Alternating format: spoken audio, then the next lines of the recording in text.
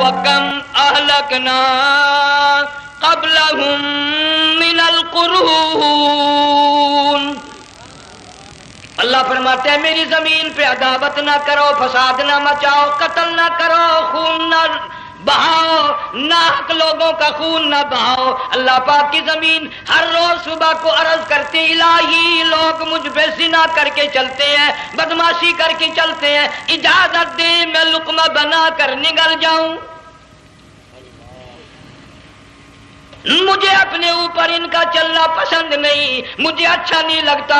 ہر روز آواز لگاتی ہے ظالمو، بدکارو، بدماشو، میرے اوپر دندناتے پھرتے ہو، ایک نہ ایک دن میرے اندر آؤ گے، تمہیں پتہ چل جائے گا کہ میں تم کو کتنا دشمن رکھتی تھی۔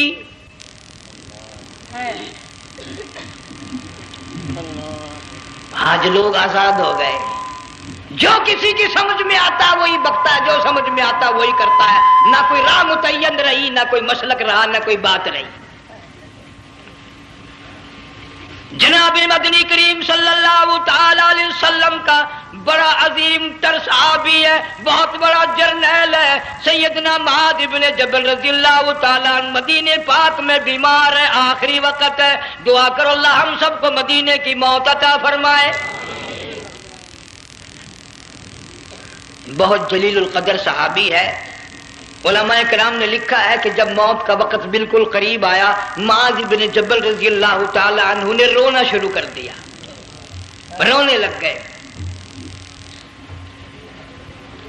علماء نے لکھا ہے اس وقت بھی مدینے پاک میں اب تک بھی یہ رواج ہے، جب کسی پہ نزع طاری ہو، سکرات طاری ہو، موت قریب ہو، جتنے پاس بیٹھے کھڑے ہوتے ہیں سارے اللہ کے قرآن کی تلاوت کرتے ہیں۔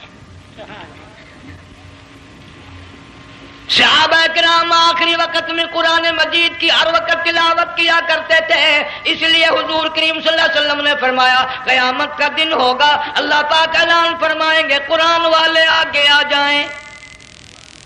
عرض کیا جائے گا قرآن والوں سے کون مراد ہے؟ حق تعالیٰ جل شانہ فرمائیں گے میں قرآن والا اس کو کہتا ہوں جو میرے قرآن سے عشق رکھتا تھا، پیار کرتا تھا، محبت کرتا تھا، اتنا پیار تھا آخری وقت تھا، ادھر موت کا جھٹکا لگا، ادھر میرا بندہ قرآن پڑھ رہا تھا، آج بھی اپنی قبر سے اٹھا، میرا قرآن پڑھتا ہوا اٹھا، تم میدان حشر کا چکر لگاؤ، آج بھی ان کے منہ سے کستوری کی خوشبو آ رہی ہے۔ معاذ بن جبل رضی اللہ تعالیٰ عنہ قرآن مجید کی تلاوت فرماتے فرماتے رونے لگ گئے۔ کسی صحابی نے کہہ دیا موت سے ڈر کے رو رہے ہو، موت سے ڈر گئے؟ فرمایا نہیں۔ پھر کیوں روئے؟ صحابی کہتا ہے میرے دل کی تمنا میرے دل میں رہی، میری آرزو پوری نہ ہو سکی، میری حسرت پوری نہ ہوئی، میرا ذوق پورا نہ ہوا، میرا شوق پورا نہ ہوا، میری تمنا تھی گرمی کا موسم ہو، رمضان کا مہینہ ہو، میں روزہ دار ہوں، جہاد فی سبیل اللہ ہو، کفر اسلام کا مقابلہ ہو، میں کئی کافروں کو قتل کر دیتا، پھر کافر بھی اکٹھے ہو کر مجھ پہ ٹوٹ پڑتے، میرا ناک کاٹ لیتے، میری زبان کاٹ لیتے، میں اللہ کی حضور میں جاتا، اللہ مجھ سے پوچھتا معاذ دنیا سے کیا لایا؟ میں عرض کرتا الہی بولوں کیسے، زبان بھی تیری نام پہ کٹا کے آیا ہوں، اور روزہ رکھ کر آیا ہوں، نیت یہ ہے کہ تیرے محبوب کے حوض کوثر کے پانی سے روزہ افطار کروں گا۔ ان اللہ والوں کی یہ موت تھی۔ مالک بن دینار رحمت اللہ علیہ ایک عجیب نوجوان کا واقعہ تحریر فرماتے ہیں، گرمی تھی، دوپہر تھی، سورج اپنی شباب پہ تھا، بڑی سخت گرمی تھی، میں نے ایک نوجوان کو دیکھا، وہ پیروں سے معذور ہے، دونوں پیر نہیں ہیں، ہاتھوں کے بل زمین پہ گھسٹ گھسٹ کے چل رہا ہے، اور گلے میں کرتا بھی نہیں، سامان کوئی نہیں، سواری کوئی نہیں، کھانے پینے کا انتظام کوئی نہیں۔ مالک بن دینار رحمت اللہ علیہ فرماتے ہیں میں نے اس نوجوان سے پوچھا کہ تو کہاں سے چلا اس حالت میں؟ کہنے لگا میں بلخ بخارے سے چلا ہوں۔ تجھے یوں ہی ہاتھوں کے بل گھسٹتے چلتے کتنا عرصہ گزر گیا؟ نوجوان کہنے لگا اللہ والے 7 برس ختم ہو کر ہاتھواں لگ چکا ہے، اس حالت میں کہ جی ہاں اسی حالت میں، تیرا کھانا کھانا پینا. جوان کہنے لگا والذی ہوا یطعمنی ویسقین وَإِذَا مَرِضْتُ فَهُوَ يَشْفِينِ. اللہ ہی کھلاتا ہے, وہی پلاتا ہے, بیمار ہو جاتا ہوں وہی تندرستی عطا کرتا ہے. اور نوجوان دوپہر بڑی سخت ہے, گرمی بڑی سخت ہے, میرے یہاں دوپہر کو آرام کر لے, قیام کر لے, کچھ دیر ٹھہر جا, آج میرے یہاں قیام کر لے. نوجوان رونے لگا اور کہنے لگا مالک بن دینار, یہ 2-4 منٹ جو تیری ساتھ باتوں میں میرے خرچ ہو گئے, مجھے ان کا ہی بڑا دکھ ہے. میں اور اپنی اس معذوری میں ہاتھوں کے بل 2-4 گز گھسٹ کر اور اپنے رب کے قریب ہو جاتا. یہ جو تیری ساتھ بات کرنے میں تھوڑا سا وقت خرچ ہو گیا, مجھے اس کا ہی بڑا دکھ ہے. ارے تو تھک گیا ہوگا. جوان کہتا ہے تیرے دیوانے مگر چلنے سے رک سکتے نہیں, تیرے دیوانے مگر چلنے سے رک سکتے نہیں, پاؤں تھک جاتے ہیں دل ان کے کبھی تھکتے نہیں. میرے سامنے تھکنے کا نام نہ لو, میرے دل میں عشق کی آگ جلی ہوئی ہے, سوز و گداز کا سمندر طوفان برپا کر رہا ہے. میں نہیں تھکنا جانتا, میرے یہاں نیند کا سوال نہیں, آرام کا سوال نہیں, میں تو گھسٹ گھسٹ کر رب کے دربار میں حاضر ہوا چاہتا ہوں. پوچھا کہ جا کہاں رہے ہو؟ کہنے لگا بیت اللہ کی زیارت کے لیے چلا, روز رسول اللہ صلی اللہ علیہ وسلم کی زیارت کے لیے چلا.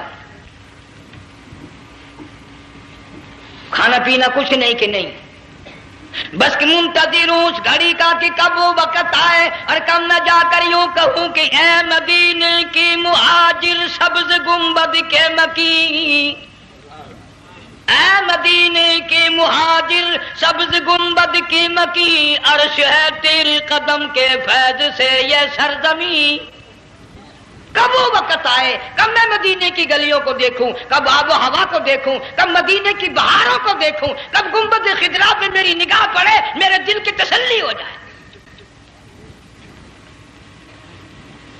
عاشق لوگ یوں ہی کیا کرتے ہیں. دیہات کی ایک عورت آئی رسول اکرم صلی اللہ علیہ وسلم کی وفات شریف کے بعد اور آ کے کہنے لگی بہن عائشہ رضی اللہ تعالیٰ عنہا, میں نے سنا ہے سرکار کی وفات شریف ہو گئی, کیا کہاں دفن کیا کہ اس حجرے میں؟ کہنے لگی مجھے دروازہ کھول کر قبر کی زیارت تو کرا دے. عورت صاحب دیہات کی رہنے والی چوکھٹ پہ کھڑی ہو کے کہنے لگی آقا جب بھی آتی تھی زبان تیری ہوتی تھی, قرآن خدا کا سنتی تھی, مسائل پوچھتی تھی, زیارت کرتی تھی, اب یہ زندگی اچھی نہیں لگتی, میں تیرے قدموں میں مرنا چاہتی ہوں. علماء نے لکھا ہے ایک چیخ ماری, چوکھٹ پہ گر کر جان دے دی. سبحان اللہ. مالک بن دینار رحمت اللہ علیہ فرماتے میں بھی اس سال حج کے لیے گیا, مینا میں میں نے دیکھا کہ بڑا مجمع لگا ہوا ہے ایک جگہ, تو میں بھی گیا کہ یہ لوگ کیوں اکٹھے ہیں. میں نے لوگوں میں سے جھانک کر دیکھا تو وہی نوجوان بیٹھا ہے جس کو میں نے دوپہر کے وقت دیکھا تھا. وہی حالت ہے, گلے میں کرتا نہیں, گٹھڑی نہیں, تھیلا نہیں, سامان نہیں, اور رو رو کے یوں کہتا مولا آج کسی نے دمبے کی قربانی دی, کسی نے بکری کی قربانی دی, کسی نے اونٹ کی قربانی دی, کسی نے گائے کی قربانی دی. میں فقیر ہوں, میں مسکین ہوں, میں بالکل مفلس اور نادار ہوں, میرے پاس تو یہ میری جان ہے, میں اس کی قربانی دیا چاہتا ہوں, قبول فرما. ہزاروں لاکھوں لوگوں کے سامنے ایک چیخ ماری اور مینا میں جان دے دی. اس حالت میں ان اللہ والوں کا آخری وقت آتا ہے. ایک ہم لوگ مرتے ہیں ایکسیڈنٹوں میں, سڑکوں پہ, ادھر موت کا جھٹکا لگ رہا, ادھر منہ میں کنجری کا گانا. ارشاد فرمایا مدنی کریم صلی اللہ تعالی علیہ وسلم نے سیاتی علی الناس زمان, اور لوگوں میری امت میں ایک وقت ایسا آئے گا لوگ اتنے برباد ہو جائیں گے, صبح کو آدمی مومن مسلمان ہوگا, شام کو موت آئی تو جنازہ کافر کا اٹھ رہا ہوگا. گھروں میں محلوں میں آج موت آتی ہے, کنجری کا گانا منہ میں ہوتا ہے. ادھر دم نکل رہا ہے، ادھر کنجری کا گانا کانوں میں آواز آ رہی ہے، میت کو غسل دیا جا رہا ہے، کنجری کی آواز آ رہی ہے، جنازہ اٹھا کر لے جا رہے ہیں، کنجری کی آواز آ رہی ہے، قبر میں میت اتاری جا رہی ہے، کنجری کی آواز آ رہی ہے، قبر پہ مٹی ڈالی جا رہی ہے، کنجری کی آواز آ رہی ہے۔ اس ماحول میں، اس معاشرے میں ہم کس طرح ایمان اور یقین اور ایمان ساتھ لے کر مریں گے؟ ہزاروں نہیں، لاکھوں کو مرتے وقت کلمہ نصیب نہیں۔ قسم دے کر پوچھو، ماں مر رہی ہے، کلمہ منہ سے نہ نکلا، باپ مر گیا، منہ سے کلمہ نہیں نکلا، بیگم صاحبہ چل بسی، منہ سے کلمہ نہیں نکلا۔ ہزاروں چلے گئے اور اپنے جانے کا پھر بھی یقین نہ آیا۔ تم نے کبھی سوچا تک نہیں، خیال تک نہیں کیا؟ ارشاد فرمایا مدنی کریم صلی اللہ تعالی علیہ وسلم نے لوگوں ابو ہریرہ رضی اللہ تعالیٰ عنہ سے پوچھا تو کیوں رویا؟ عرض کرنے لگا میرے آقا اتنی کمزوری کبھی نہ دیکھی، اتنی ضعیفی کبھی نہ دیکھی، اتنی ناتوانی کبھی نہیں دیکھی، چہرہ انور بالکل کمزور ہو گیا۔ آپ نے ٹھنڈا سانس لے کر فرمایا ابو ہریرہ تجھے معلوم نہیں موت بالکل قریب آ گئی، بالکل قریب آ گئی موت۔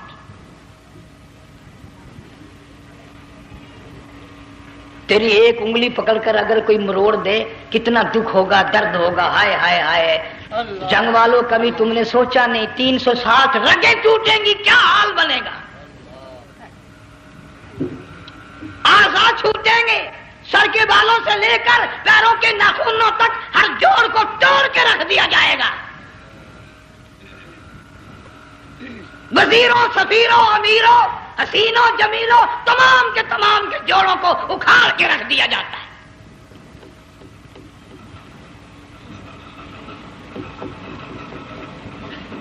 پروگرام تک نہیں مرد عورتوں کا کہ یہ دنیا کسی کی نہ بنی، قبر میں آخر جانا ہی جانا ہے۔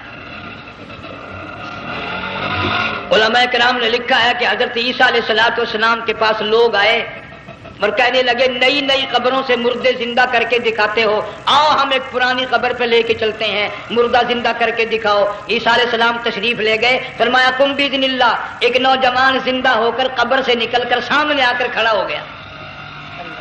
عیسیٰ علیہ السلام نے پوچھا تو کون ہے؟ وہ کہنے لگا میرا نام سام ہے، میں حضرت نوح علیہ السلام کا بیٹا ہوں۔ تو پیغمبر کا دماغ تو پیغمبر کا ہوتا ہے نا۔ فرمایا تجھے تو بڑا عرصہ قبر میں گزر گیا، کتنے ہزار سال قبر میں گزر گئے؟ کہ جی ہاں۔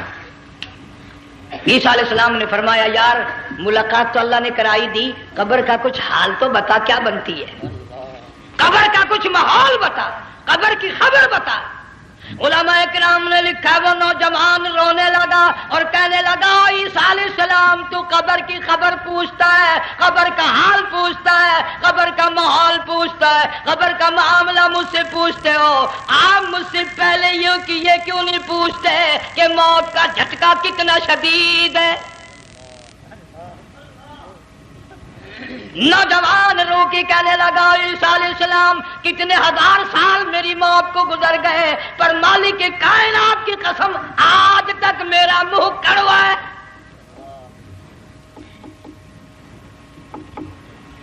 اس لیے جنگ والوں لمبی چوڑی بات کہنے کا وقت نہیں، حالات نہیں، میں تو تمہیں اتنا سا پیغام دینے آیا، کھانے پینے کا زمانہ ہے، میں جانتا ہوں تم کیلے کھاتے ہو، تمہیں کیلے کا ذائقہ معلوم ہے، امرود کا ذائقہ تم کو معلوم ہے، انار کا ذائقہ تمہیں معلوم ہے، انگور کا ذائقہ معلوم ہے، انناس کا ذائقہ معلوم ہے، آم کا ذائقہ معلوم ہے، ہزاروں پھلوں کے ذائقے تمہیں معلوم ہے، ہزاروں مٹھائیوں کے ذائقے تمہیں معلوم ہے، ہزاروں بیکری کی چیزوں کے ذائقے تمہیں معلوم ہے، ہزاروں شربتوں کے ذائقے معلوم ہے، پر تم نے جنگ والوں کبھی بھی قبرستان میں جا کر قبر والوں سے یہ نہیں پوچھا او قبر والوں ذرا بتاؤ تو صحیح موت کا ذائقہ کیسا ہے؟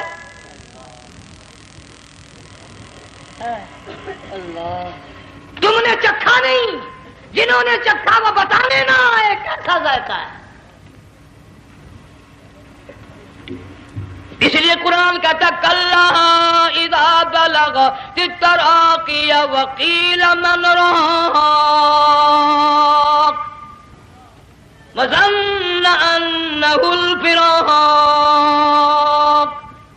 والتفت الساق بالساق إلى ربك يومئذ المساق. بادشاہ ہو، امیر ہو، وزیر ہو، فقیر ہو، غریب ہو، رگیں ٹوٹیں گی، موت آئے گی، اور جس کی آئی تمہیں معلوم نہیں کس طرح آئی، کس حال میں آئی. جن کے دلوں میں ان باتوں کا خیال آیا، خدا کی قسم صحابہ کرام میں سے اتنے رویا کرتے تھے آنکھیں ختم ہو گئی. جناب فاروق اعظم رضی اللہ تعالیٰ عنہ کو کسی نے دیکھا رو رہے ہیں، بے تحاشا رو رہے ہیں. پوچھ لیا بڑا بہادر پہلوان فاروق تجھے کیا ہوا، اتنا کیوں رویا؟ فرمانے لگے تمہیں معلوم نہیں، قبر کا اندھیرا یاد آ گیا.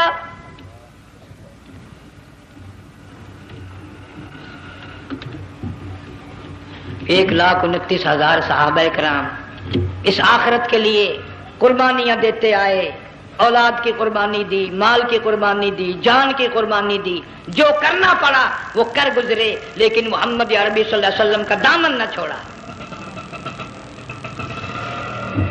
اسی لیے ہر سال اللہ پاک جل شانہ نے اس امت کو یہ موقع دیا کہ سنت خلیل پہ عمل کرتے کرتے قربانیوں کی یاد تازہ ہو جائے،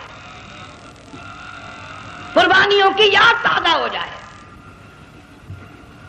قرآن کریم میں جا بجا ابراہیم علیہ السلام کا اللہ پاک نے ذکر خیر فرمایا، یوں فرمایا ہم نے ان کے بڑے امتحان کیے، بڑی آزمائش کی، وہ ساروں میں کامیاب ہوئے. تم ہر وقت اللہ سے یہ دعا کیا کرو اللہ ہمیں امتحان میں نہ ڈالے، آزمائش میں نہ ڈالے. ہم امتحان کے قابل نہیں. یہ ہمارے جو امتحان ہوتے ہیں ان میں نقل ماری جاتی ہے، تو اللہ امتحان لے گا تو نقل کیسے ماریں گے، کیسے کام چلے گا؟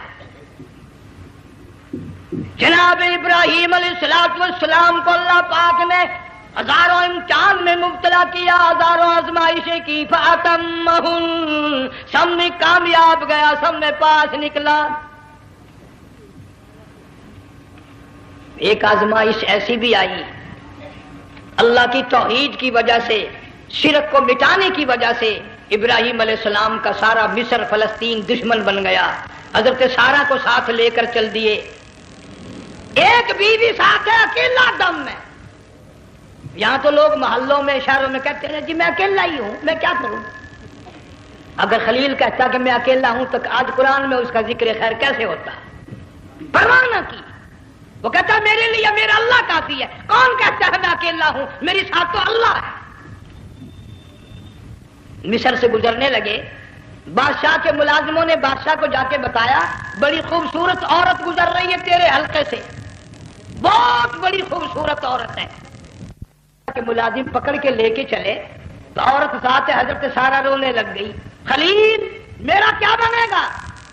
پیغمبر کو اللہ کی ذات پر بڑا یقین ہوتا، فرمایا پرواہ نہ کر، میری آبرو میرے مولا کی آبرو ہے، چاہے جہاں چلی جا میری عزت کی حفاظت میرا اللہ کرے گا. فرمایا فاللہ خیر حافظا وہو ارحم الراحمین.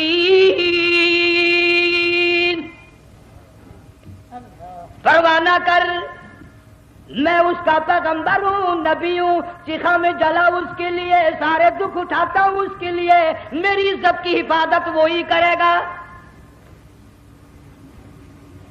محل میں جا کر حضرت سارہ کو بند کر دیا. بادشاہ نے بلوایا ہے عزت لوٹنے کے لیے، بادشاہ نے پکڑوا کر منگوایا ہے آبرو برباد کرنے کے لیے.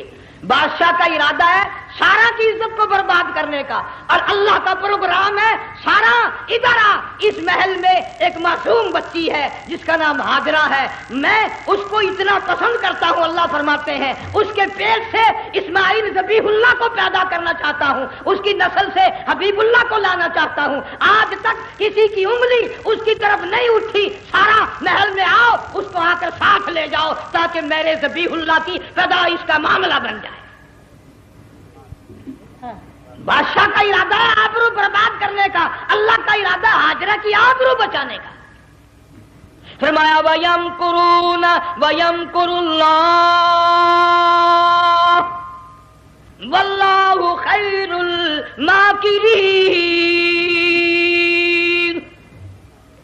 اس نے بھی تدبیر بنائی، میں خدا نے بھی تدبیر بنائی۔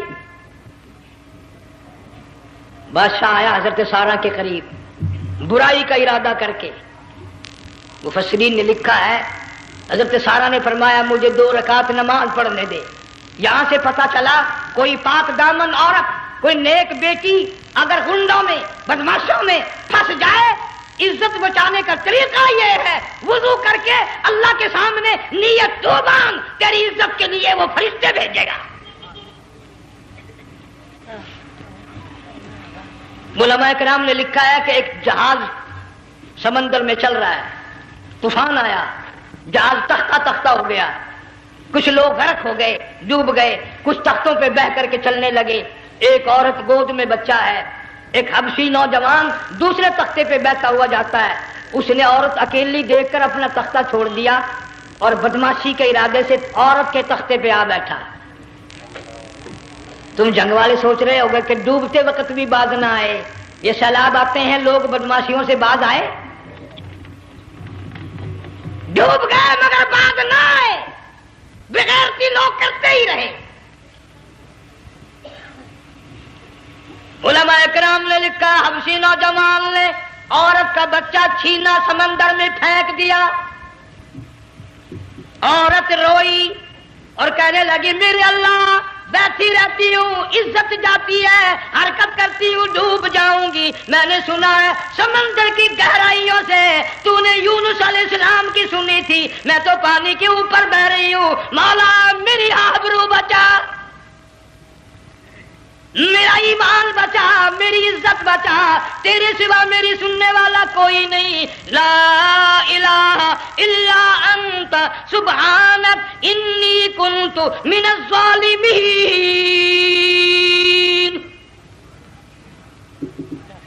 علماء نے لکھا ہے کہ ایک گردن سی نمودار ہوئی پانی میں سے اور حبشی نوجوان کو ایک ہی لقمہ بنا کر لے گئی۔ وہ تو ہر جگہ سنتا ہے، پکارنے والا بے بس بے کس ہو کر جب اس کو پکارتا ہے وہ ہر جگہ انداز پہنچاتا ہے، وہ ہے جو موجود ہر جگہ۔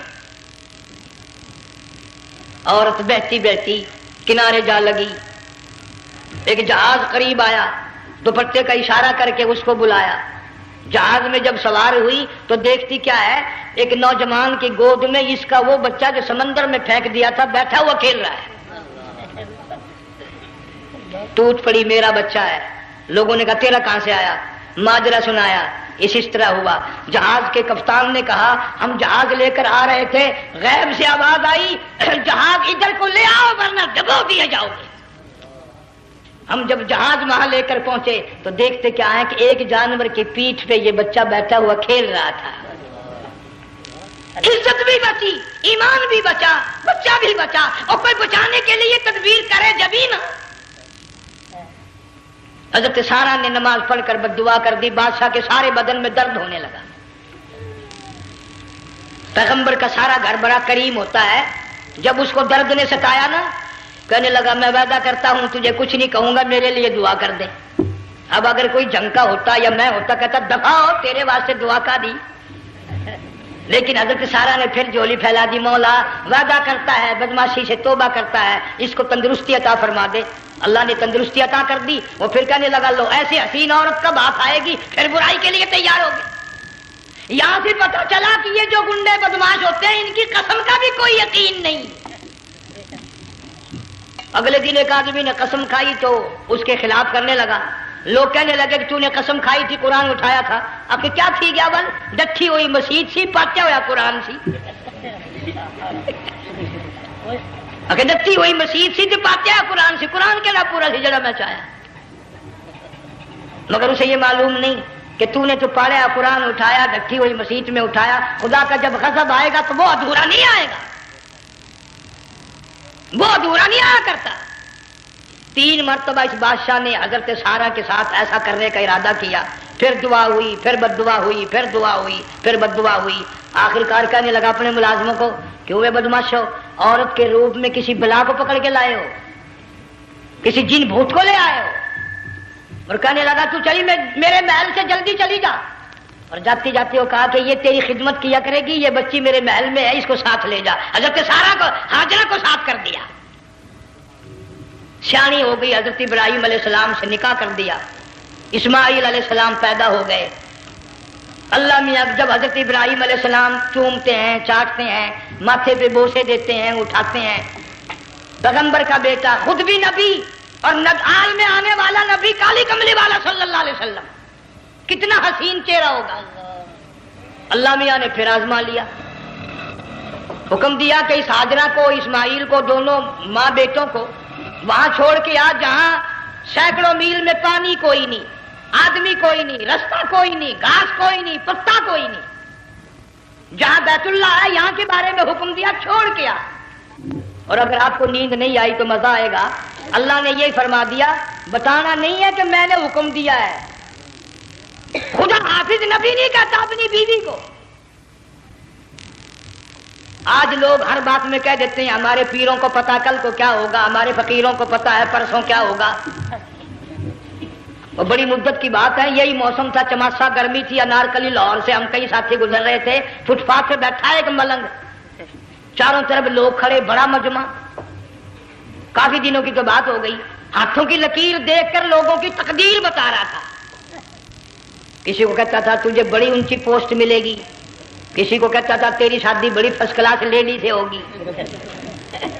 وہ بابو تو کوڈا ہی ہو جاتا تھا، لیڈیوں پہ بڑے مرائے یہ لیڈے، کوئی کام نہیں، رات دن بس لیڈیوں کے پیچھے ہی پھرنا ہے۔ اللہ، میں نے اپنے ساتھیوں سے کہا، میں نے کہا میں بھی تقدیر پوچھتا ہوں اپنی۔ کہنے لگے شرارت ہو جائے گی، میں نے کہا ساری دنیا پر ہاتھ دکھا رہی ہے، کوئی شرارت نہیں، میرے ہاتھ میں شرارت ہے۔ 1 روپیہ لے رہا تھا وہ، میں بھی لوگوں میں گھساتا، بھیڑ میں سے اوپر نیچے ہی ہوتا میں بھی پہنچ گیا، اور دونوں گھٹنے میں نے زمین پہ رکھ دیا، روپیہ ہاتھ میں، میں نے اس کے لے کر کہا، میں کہا ملنگ جی اگر اب دیکھا میری شادی ہو جائے گی کہ نہیں؟ اب اس نے دیکھ کے میری طرف کہنے لگا، اس نے سوچا کہ یہاں اچھے بھلے کو نہیں ملتی پاکستان میں، اسے کون دے گا؟ اچھی طرح میرا ہاتھ دیکھا بھی نہیں، جھٹک کے کہنے لگا نہیں تیری شادی نہیں ہونی ہے۔ میں کیا کھوتے تیرے باپ کے 8 بچے کھیل رہے ہیں۔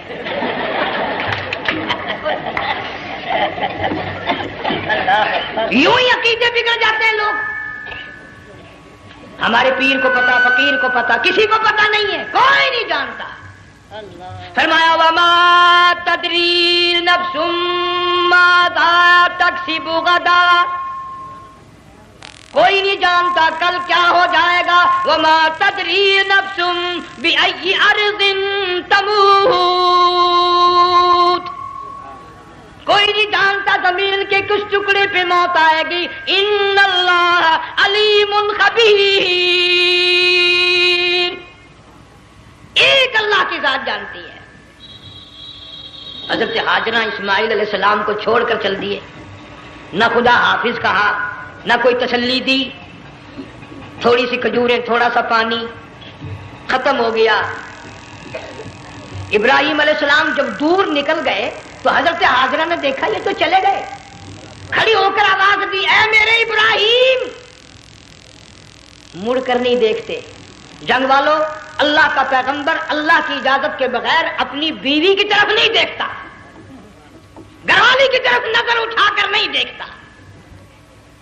ایک تم ہو، چٹی داڑھی، بڑھے پا، کالے برقعے والی نظر آ جائے نا، آگے بھاگ کر بڑے نہیں آتے ہیں، کہاں جانا چاہتی ہیں آپ؟ تیری ماں لگتی ہے، آپ چلی جائے تو یہ کیا ہوا؟ یہ کالے برقعے پہ مرتے مرتے مرتے مرتے مری گئے۔ ایسا عجیب تماشا۔ وہ لاہور پلیٹ فارم پر پھر رہی تھی نا ایک لیڈی برقع اوڑے، آ گیا ایک لیڈا، کہنے لگا سیب والا پلاؤ، نے کہا لے آئے، نے کہا واہ کام بن گیا، اسے وہ نپ لے آیا۔ تھوڑی دیر کے بعد کہنے لگا میرے خیال میں پھینٹا بھی ہو جائے، نے کہا لے آئے، نے کہا سبحان اللہ پکا کام ہو گیا۔ اسے منت بھی پی لی، پھینٹا بھی ڈکار گئی۔ تھوڑی سی دیر کے بعد کہنے لگا سیب لے آؤں، وہ لے ہی آیا سیب، کہ آپ کے لیے میں سیب لایا ہوں آپ کھائیں۔ کہنے لگی نہیں آپ کھائیں۔ اس نے سوچا ہو میری بھی محبت ہو گئی ہے، سیب کھانے کے لیے مجھے بھی کہہ رہی ہے۔ جب اس نے اصرار کیا نا کہ میں تو تیرے لیے لایا ہوں، کھا تو صحیح، کہنے لگی کیسے کھاؤں، میرے منہ میں دانت ہی نہیں ہے۔ اب پتا چلا اسے کہ صبح سے میں تو پرانے پپی کے پیچھے پھر رہا تھا۔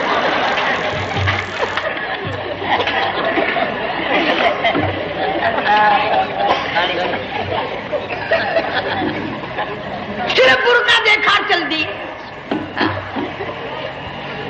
یہاں پیغمبر اپنی گھر والی کی طرف نہیں دیکھتا۔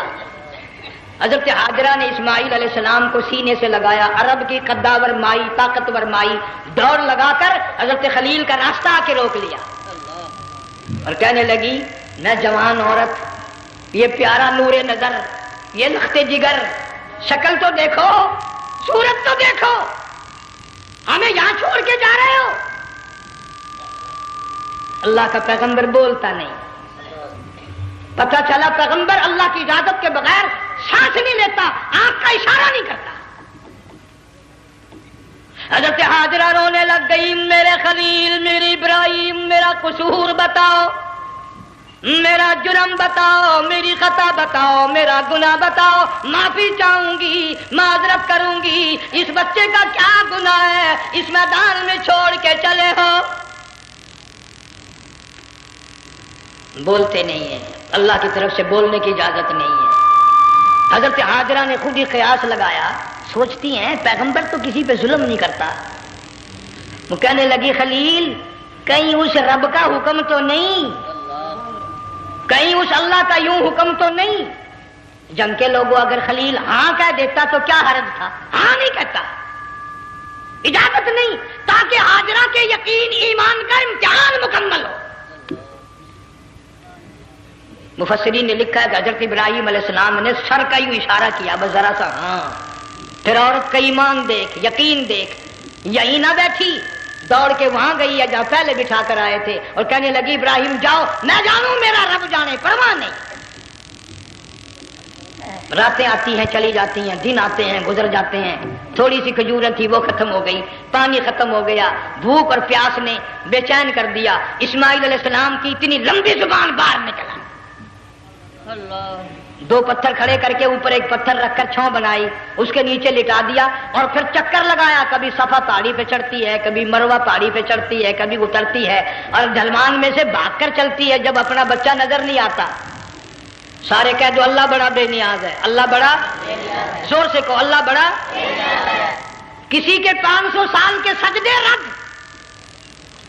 کسی کی ہزاروں سخاوت صدقات رد، کسی کی چال منظور، کسی کی رفتار منظور، کسی کی ٹور منظور، اور یوں فرمایا حاجرہ میری رحمت کی تلاش میں آج جو تو نے دوڑ لگائی ہے، یہ تیری چال ڈال رفتار ٹور ہمیں اتنی پسند آ گئی، اتنی پسند آ گئی کہ آج کے بعد خلیل اللہ کیوں نہ ہو، ذبیح اللہ کیوں نہ ہو، کلیم اللہ کیوں نہ ہو، روح اللہ کیوں نہ ہو، حبیب اللہ کیوں نہ ہو، صحابہ کرام کیوں نہ ہو، قطب ابدال غوث کیوں نہ ہو، میری حاجرہ مجھے اپنی کبریائی کی قسم جب تک وہ تیری چال چل کے نہ دکھائے گی حاجی کا لانے کا حقدار نہیں ہو سکتا، تیری رفتار اسے چلنی پڑے گی۔ فرمایا ان الصفا والمروۃ من شعائر اللہ فمن حج البیت او اعتمر فلا جناح علیہ ان یطوف بہما ومن تطوع خیرا فإن اللہ شاکر علیم۔ ساتویں چکر میں آواز سی آئی، اب رو پڑی حضرت حاجرہ، کہنے لگی میرا بچہ اگر چل بسا میں پھر کیا کروں گی؟ سن لی میں نے آواز۔ آپ کی کیا دیکھتی ہے؟ اسماعیل علیہ السلام کی نرم و نازک ایڑیاں جس زمین پہ رگڑی گئی تھی وہاں سے چشمہ جاری کر دیا۔ حضرت حاجرہ نے پی لیا، بھوک بھی ختم ہو گئی، پیاس بھی ختم ہو گئی، بچے کو بھی پلایا۔ اللہ تعالیٰ نے خانہ کعبہ کی بنیاد ڈال دی، ایسے گھر کی بنیاد ڈالی۔ حضور صلی اللہ علیہ وسلم فرماتے ہیں 500 سال کی عبادت ایک طرف اور بیت اللہ پہ ایک نگاہ یوں ڈالنا ایک طرف، 500 سال کی عبادت کا وہ ثواب نہیں جو ایک نظر خانہ کعبہ پہ ڈالنے کا ثواب ہے۔ اور اللہ پاک یوں فرماتے ہیں کہ جو آنے والا حجر اسود کو بوسہ دیتا ہے اللہ پاک یوں فرماتے ہیں میں سمجھتا ہوں میرا سجا ہاتھ پکڑ کر میرے بندے نے چوم لیا. جو غلاف کعبہ کو پکڑ کر مانگتا ہے اللہ فرماتے ہیں میں یہ سمجھتا ہوں میرا دامن پکڑ کے مانگ لیا. جو مقام ملتزم پہ لپٹ کے مانگتا ہے اللہ فرماتے ہیں میں سمجھتا ہوں میری چوکھٹ پہ پڑھ کے مانگ لیا. اور فرمایا لوگوں یہ جو آنے والے آئے ہیں یہ رشتہ داروں کے مہمان نہیں, عزیزوں کے مہمان نہیں, دوستوں کے مہمان نہیں, میں خدا میزبان ہوں, یہ میرے مہمان ہیں. آج ان کی دعاؤں پہ آمین کہو. فرشتوں کو حکم ہوتا ہے ان سے مصافحہ کرو. مگر اللہ تعالیٰ سب کو توفیق دے کہ حج مکمل کر کے آئیں اور سب کا حج قبول فرمائے. میرے علاقے میں کئی سالوں کی بات ہے پرانی, جب کوئی حاجی تھا, ایک آدمی حج کر کے آیا. میں دوپہر کو اس کو ملنے گیا تو زور کی نماز کا وقت آیا, میں اٹھ کے چلا گیا نماز پڑھنے. پھر عصر کی نماز کا وقت آیا, میں اٹھا اور نماز پڑھ کے آ گیا. میں نے اس حاجی کے لڑکے سے پوچھا, میں نے کہا حاجی صاحب نے نماز یہیں پڑھی؟ تو کہنے لگا جی ابھی شروع نہیں کی, سفر کے تھکے ہوئے ہیں نا, 2-4 دن کے بعد شروع کریں گے. شکر ہے پہلے لوگ جھوٹ نہیں بولنا کرتے تھے.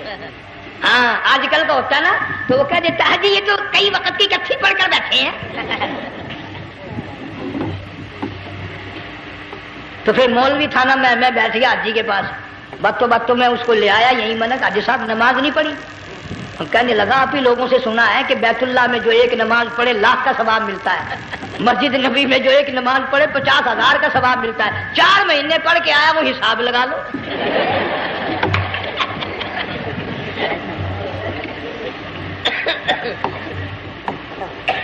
مسائل سیکھتے نہیں, ارکان اور آداب بیت اللہ کے سیکھتے نہیں. ڈی سی کے دفتر میں اگر جانا ہو کئیوں سے پوچھے کیسا جاؤں, کس طرح درخواست دوں, کیسے کہوں, کیسے کھڑا ہوں, کیسے بیٹھوں, کیا عرض کروں. اور اللہ کے دربار میں ہم جاتے ہیں اور سیکھ کرنے جاتے ہیں. یہ خوف نہیں کہ اگر بے ادبی ہوگی تو مارا جاؤں گا.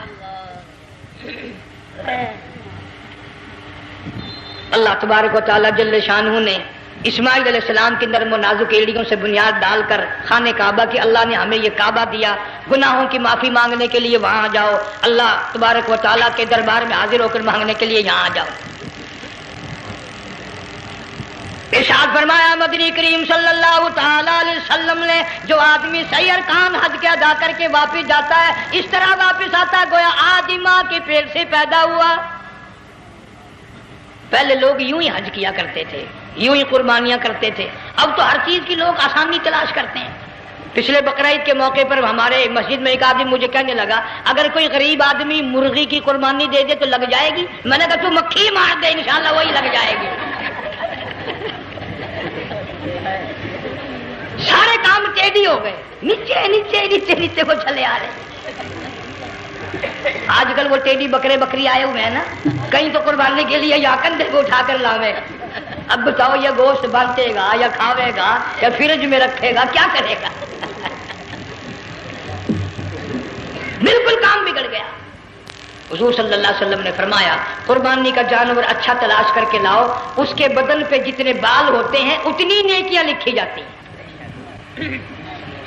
اور میرا موضوع نہیں, حضور صلی اللہ علیہ وسلم نے فرمایا کہ میں نے اللہ سے دعا کی تھی میری امت کا کیا بنے گا. پل صراط پہ سے گزرتے وقت اللہ تعالیٰ نے میری دعا کو قبول فرما کر یوں فرما دیا کہ تیری امت جو قربانی میں جانور ذبح کرے گی میں خدا پل صراط کے کنارے پر زندہ کر کے ان سب جانوروں کو سواریاں بنا کر پیش کر دوں گا. اس لیے بقرعید بالکل قریب آ گئی. ہر دین ایمان اسلام کے لیے قربانی کے لیے تیار رہو. زیادہ سے زیادہ مجھے آج کل فکر لگا ہوا ہے کہ اپنے گھروں کو میں نماز کا اہتمام کرو. آج حال یہ بنا ہوا ہے کہ اگر گھر والی کی گود میں موت آئی تو گھر والی بے نماز, دھی کی گود میں موت آئی دھی بے نماز, بہن کی جھولی میں موت آئی بہن بے نماز, بیٹے کی گود میں موت آئی بیٹا بے نماز, بھائی کی گود میں موت آئی بھائی بے نماز. ڈاکٹر کے ہاتھ میں موت آئی، ڈاکٹر بے نماز، کمپیوٹر کے ہاتھ میں موت آئی، کمپیوٹر بے نماز، نرس کے ہاتھ میں موت آئی، نرس بے نماز، تیرا کفن خرید کے لانے والا بے نماز، تیرے غسل کا پانی گرم کرنے والا بے نماز، تیری قبر کھودنے والے بے نماز، تیرا جنازہ اٹھانے والے بے نماز، تیری قبر پہ مٹی ڈالنے والے بے نماز۔ اگر تو نمازی بھی ہے، یہ اتنے چاروں طرف کے بے نماز تجھے جنت میں کب جانے دیں گے؟